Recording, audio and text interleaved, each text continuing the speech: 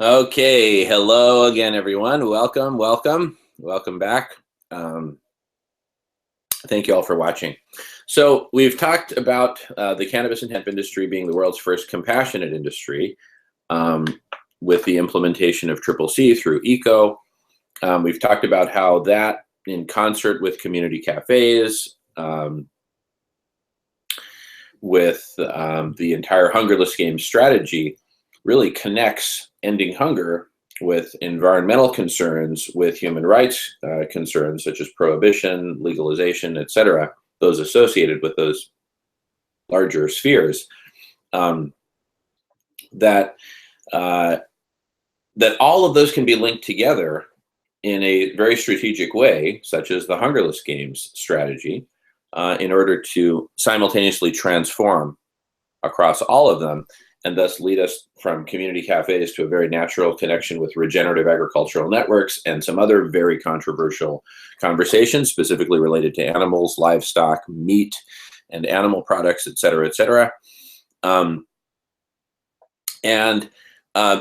now from there, let's kind of lighten it up a little bit and into some maybe a little bit less complex, but certainly very interesting areas to apply CCC to transforming the entire global economy. And we do that by, number one, obeying, and number two, leveraging to our advantage the laws of marketing as best articulated in the 22 immutable laws of marketing, which we'll put a link to below. And the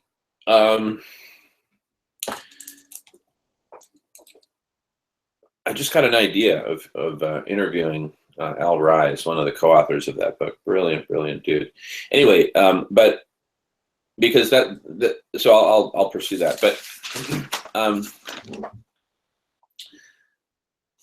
by leveraging the laws of marketing, what we're essentially doing is creating this defining attribute called compassion, which itself encompasses many other facets of life that are crucially important to people, to the planet, to animals, to ecosystems generally, etc. And it creates this standard which in turn bifurcates the global economy into compassionate companies and everyone else, right? And it is a relatively brutal bifurcation, because it greatly favors the compassionate companies and it greatly disfavors everyone else from the standpoint of market share and consumer preference. That's that's something to be responsible for. That's something to look at very carefully. And as we'll talk about when we get to the topic of coal in a couple few minutes, all of these concerns can be addressed holistically, and in fact must be addressed holistically. And I again point to radical collective intelligence as as providing an amazing framework for handling all this holistically, because it's going to take more than just normal human intelligence to figure these things out. We need to tap into something much more powerful. And with collective intelligence, we have that opportunity in spades. I mean, we're talking about levels of intelligence, orders of magnitude higher than the most intelligent individuals, teams, combinations of teams and technology to date. We're talking about something just really off the chart. So anyway, please check that out on radish.org. But in the meantime, that collective intelligence is enabling us to develop CCC and apply it to industry after industry, category after category. So now let's discuss a few of those. So one is the application of hemp to building materials, and you can actually make very sturdy, durable, strong fiberboard, particle board, lumber, basically made of hemp, and as well as concrete made of hempcrete.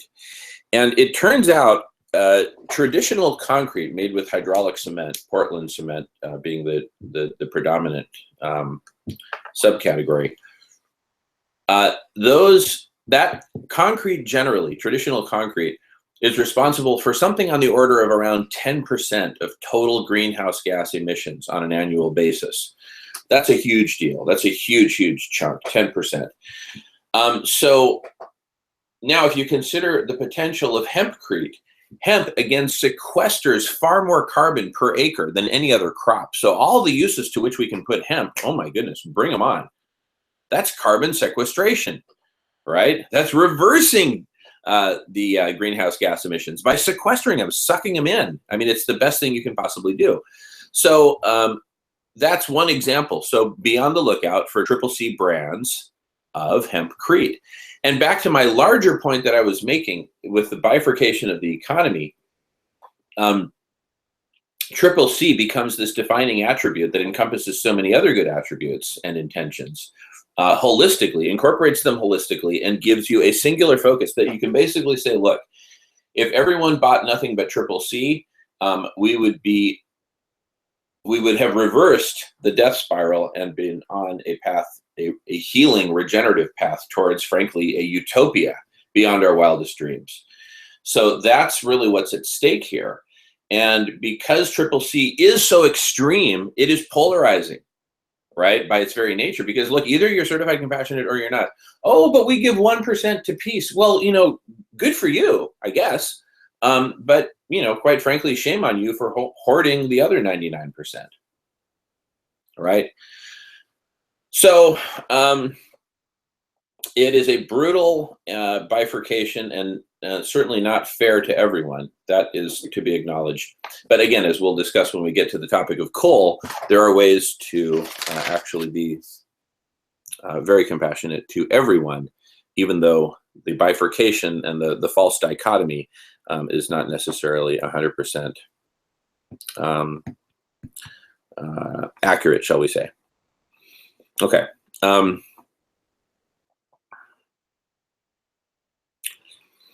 So hempcrete is one. Let's look at another example. Another category is the skateboard category. All right. Whoa, you know, I mean, it's a very controversial one because everyone knows that skateboards can be very dangerous, but they don't necessarily have to be dangerous.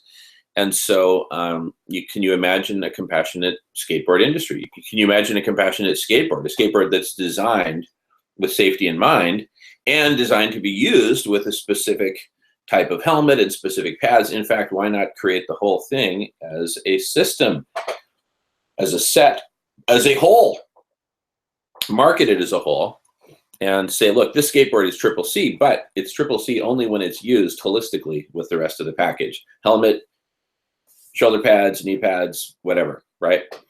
And only when used as, you know, in safe environments. And so basically you create the category of safe skateboarding, and that'll have some lead brand that puts it all together as a package.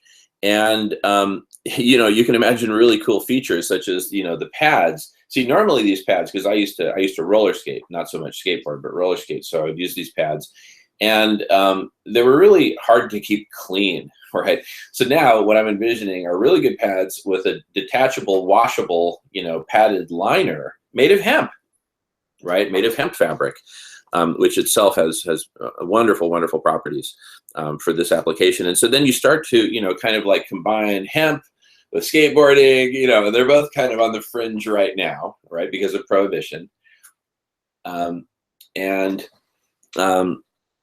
You know, you combine those two in a really cool way. That's all about compassion, right? Safety in the case of skateboarding, environmental in the case of hemp, etc. All right. Now this just opens up the floodgates. You name the category. So let's take chickens, right? We've talked about beef, but what about chickens? Well, you know, there are these standards like, you know, cage-free and whatnot, but it turns out that the standard for cage-free or whatever that standard is just means that theoretically the chicken has to have access to an open door, but it may not ever go there because it's totally fenced in. It's totally caged in. You know, it may never get outside. But anyway, so what I'm saying is a lot of these standards that are out there are really watered down, extremely watered down. And so, you know, applying CCC to the poultry industry, to chickens, hens, etc., then, what does that mean? Well, let's have that conversation. And so we'll put a link to where we can actually have that conversation. I mean, really, let's do it. Let's not talk about it. Let's actually do it. So I'll put a link to that site where we can talk about that. Okay. Let's take the category of chocolate, which is, kind of like a lifestyle brand. President Obama has his favorite chocolate, which is a Seattle-based company, Franz Chocolates.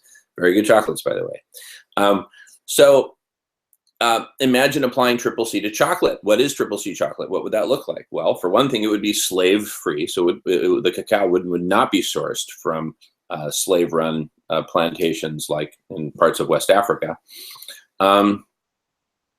And it would very likely be organic. Now, there's many different definitions of organic, so part of the process would be choosing which definition is the most compassionate to the earth, to people, etc., to the consumer. Anyway, so that'll be an interesting conversation. Let me put a link to that. Why not? Let's get it on. Okay. Now,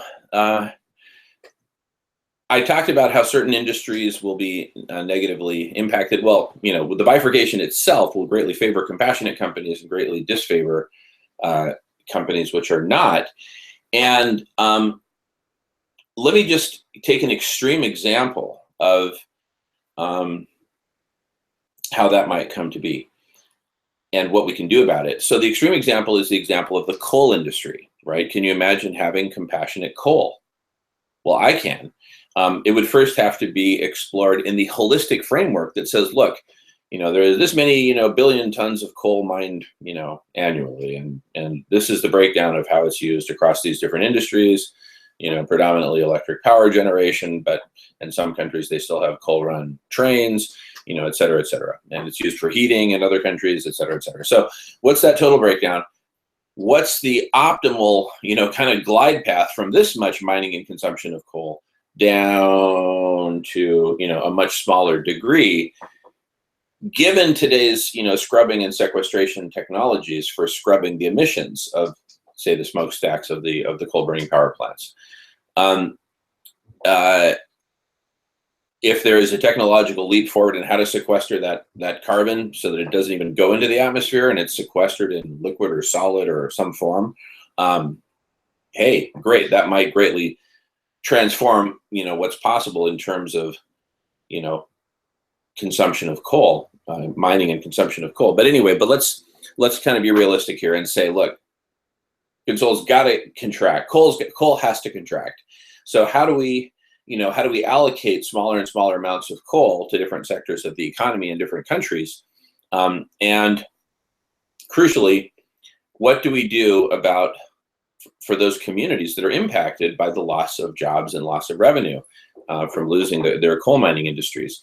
And one answer to that is to proactively, preemptively, prior to these communities being impacted, to the extent possible, preemptively and proactively bring in a whole bunch of wonderful services, such as community cafes, so that you make sure that people have access to free, nutritious, regenerative food, should they want it, should they need it. It's there, if you want it, it's there for the community.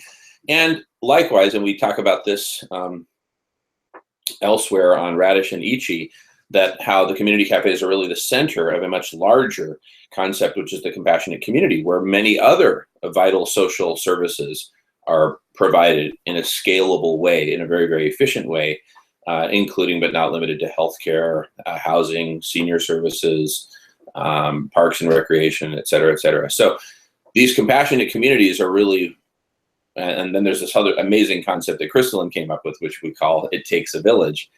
But there's all these amazing concepts that put it all together, and you can really do so much for a community and its families and its individuals in a holistic way, so that it can much more readily withstand the shock of the transition, of the phasing out of an industry. And part of the community services can be retraining for whole new industries, and compassionate companies can come in and set up, knowing that you've got a skilled labor force that's in the process of retraining, et cetera, And you plan in the ramp up of that business based on that, and knowing that so many of the needs of this community are already cared for in such a beautiful, holistic way, that what a great place to set up shop, right? And so you're going to see all these companies rushing in, compassionate companies, led by compassionate entrepreneurs. Most of these will be startups rushing in to be a part of the compassionate revolution and get their piece of the compassionate pie in terms of market share. It's really the pioneers who are going to get massive market share here. It's always the first companies in a given category that plant the flag of that specific attribute, right? Whether it's sugar-free and soda, boom, the first sugar-free soda got boom, massive market share, right? Or the first organic chocolate bar, boom, that got a huge amount of market share, and it defends it quite well in a very competitive market. Likewise, for a whole bunch of categories of, in fact, one of the good parallels, and I show this on another video, I'll link to that.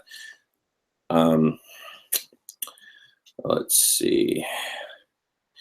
Link to the whole organic story and some examples there, is that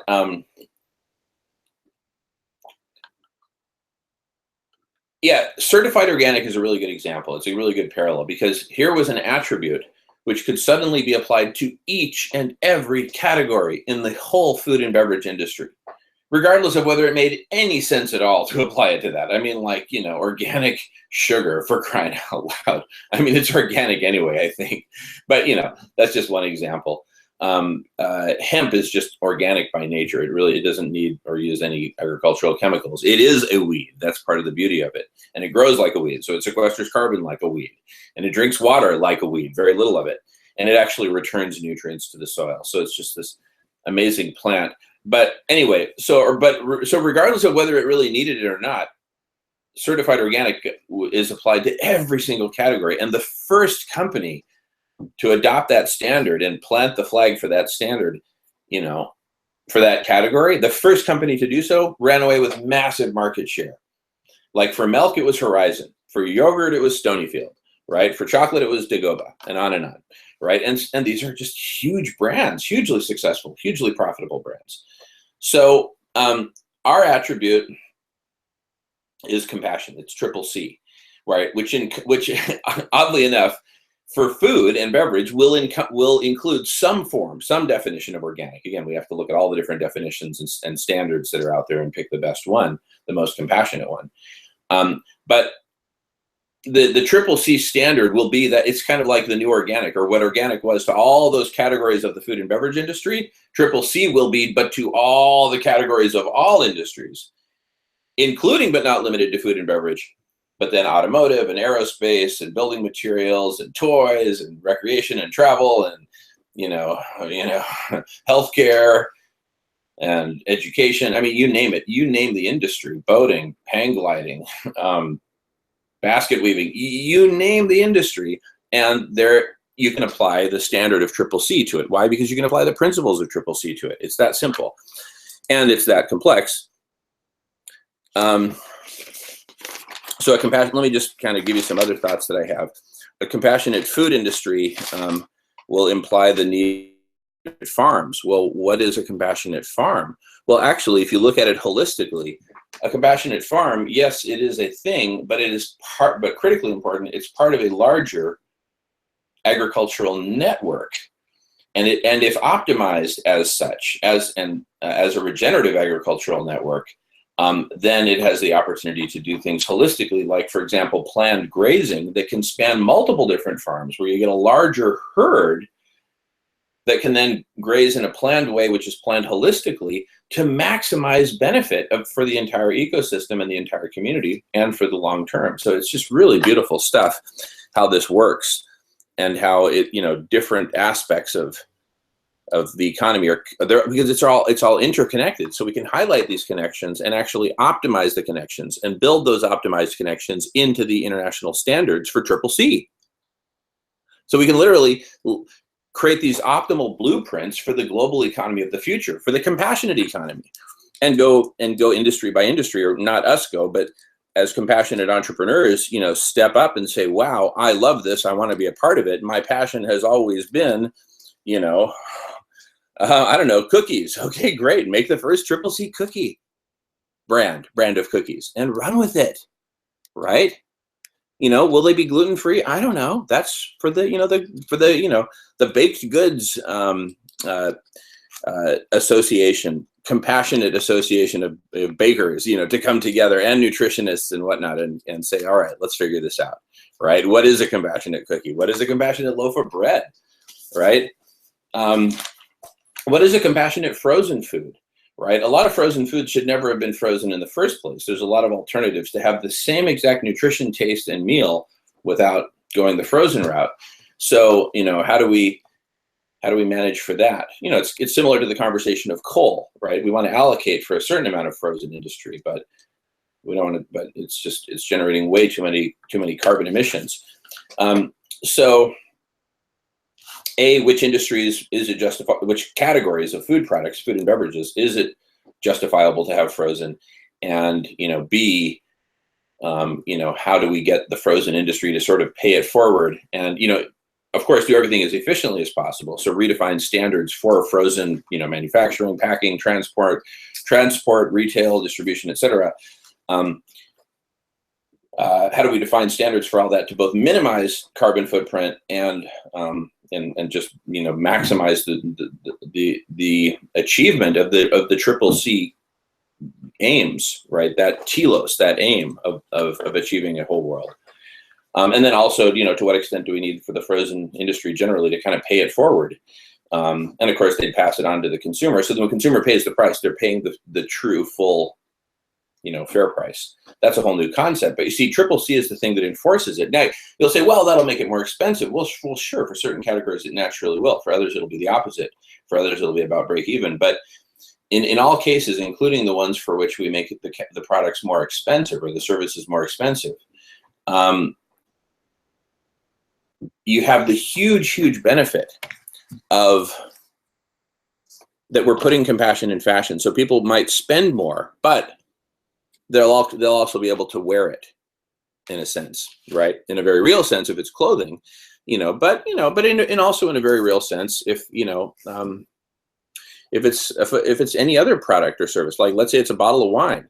You bring a bottle of wine to a friend's house and they see it and they see that it's CCC, that generally means that it probably costs more, right? But it also means that all the profits are going to end hunger, and that the people who picked the grapes are well treated, the people who made the glass bottles are well treated and compensated, et cetera, et cetera. And so it means a lot of good things. So that, of course, will raise amazing conversations of what does it mean to have compassionate wine? What does it mean to have compassionate beer? What does it mean to have compassionate vodka, compassionate scotch, right? And, watch as brands start to emerge in these various different categories that as this story explodes, we'll see phenomenal growth, incredible growth, and for great reason, right? Let's see here. We've talked about, today we've got the iPhone made by Apple. Can you imagine the C phone, a compassionate phone? And, at first you might think, well, how are you going to compete with Apple? Well, first of all, there's a lot of companies out there with amazing technology and amazing phones that are competing with Apple, not successfully today, but the reason they're not competing successfully is not because they have inferior technology. In fact, in many ways, they've got better technology. But from a marketing standpoint, Apple's kicking their butts. So a C phone to compete with the iPhone, right?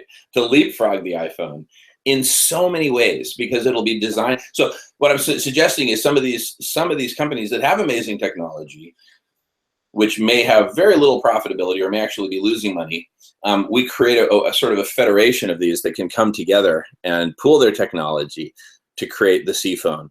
And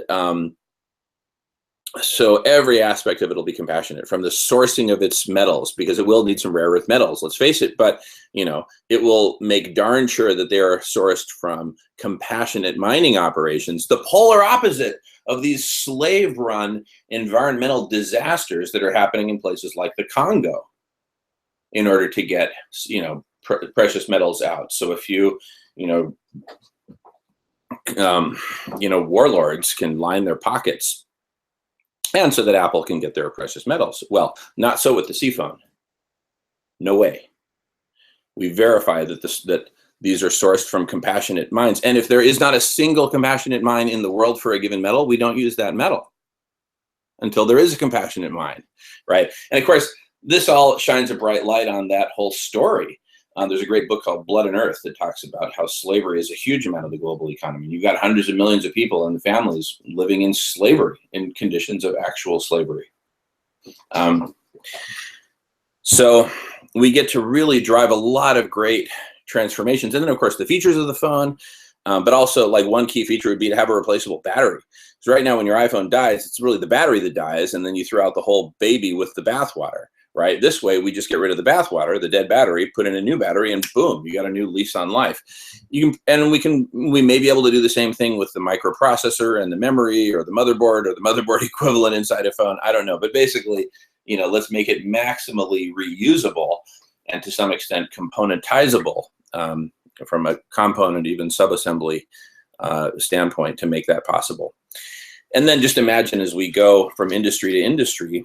Take the retail sector, right? Can you imagine a compassionate Amazon, right? And a compassionate online retailer. It's compassionate in every aspect, including its packaging. So maybe you get a delivery and, you take your product out of this package, which is then returned as is, via the shipper who's doing things compassionately, including but not limited to delivering stuff by bicycle, for example. So anyway, a compassionate UPS. And speaking of shipping, in a compassionate economy, we do a lot more shipping by water, by steamship, and by barge, because that's by far the most efficient way to move stuff around, even more efficient than train. And I actually have deep expertise in this area of shipping, literally tens of millions of tons of man-made materials. As I was manager of logistics development for Cemex in Mexico at their headquarters in Monterrey, their international headquarters. This is the most profitable cement company in the world. And part of the reason that they're so profitable is because my team that I led developed an amazing system called the Sistema Táctico, the tactical system for Cemex, which simultaneously optimizes for production planning and logistics planning, all the transportation of tens of millions of tons of cement per year, including international shipments through steamships, et cetera, as well as intranational shipments through steamship, rail, and truck. And so I actually developed some core technology that made that massively complex optimization even possible. We can apply similar technologies to optimize all logistics for all products, perishable and otherwise, to minimize total carbon footprint and to maximize compassion and healing for all people and the planet. So more on that in the topic. I'll put a link to basically compassionate logistics, right? As that's a really key area of opportunity. And transportation generally, right? Whether it's of people or goods or whatever. So really, as you're starting to see, CCC is not some brand or standard in name only, or even in name and money only, because follow the money, it all goes to permanently eradicating world hunger until hunger's been eradicated, and then portions of the money, once as we guaranteed and maintain hungerlessness for the whole planet, then the surplus beyond that, beyond what's required to achieve that and sustain that, can go to solving other problems holistically. Or other programs, I should say, platforms and programs to solve all the world's problems holistically, including the maintenance of a state of hungerlessness. Because it is all integrated, it's all connected. So really, the CCC standard, it really is the full enchilada. It's maximizing positive impact and minimizing negative to really transform this whole death spiral into a super highway to utopia. And why not? I mean, if we're going to swing, let's swing for the fences. Also, the CCC is holistic. It looks at environmental, it looks at social, all of the core pillars are respected all the time in all the decisions that are made because it is done holistically. And here we're borrowing heavily, heavily on the great work done by Alan Savory and the Savory Institute. So our respects and gratitude and acknowledgement to them. So other examples, what is a compassionate steel industry? What would that look like? Well, here we'd want to talk with folks like the late Ken Iverson, rest in peace, of Nucor, who pioneered continuous casting of steel, recycled steel, right? So the recycling of steel, so that made that much more viable, really opened up the recycling industry quite a bit. So we'd want to talk with pioneers like that and get their insights, as well as environmentalists, as well as, you know, all biologists, all very, you see, we need to look at it holistically. We need to look at the impacts of steel holistically from the full life cycle, including the recycling and disposal and rust and all that stuff. We talked about compassionate shipping. What about compassionate transit? You know, movement of people within cities. What does that look like? What does compassionate travel look like? What does compassionate tourism look like? You know, what does compassionate water look like? Say, you know, say drinking water that you might need to buy in a bottle at some point, or do you fill up a bottle and do you make the bottles reusable? And what should the bottles be made of anyway? Plastic or glass or what? And so it's this radical holistic focus. You know, what does compassionate wine look like? What does compassionate whiskey look like? And, you know, so in the case of wine, what it may look like is, look, really wine should be raised, the grapes for wine should be raised in these specific parts of the world because these are the parts of the world where it is having an ongoing holistic positive impact. In these other parts of the world, it's very destructive to the environment to try to be raising wine here. It's destructive to the soil, it's destructive to water supplies, et cetera, et cetera. So, you know, I think my hunch is that that's what a lot of the optimization, the compassionate optimization of the wine industry might look like. So anyway, at this point, I think I'll pause it because I've been going on and on, and I need to check in on my mom. So let me pause it there, and then we'll continue as soon as I can, which may be very soon or maybe tomorrow. We'll see how it goes. All right. Thank you all so much for watching. Arigato.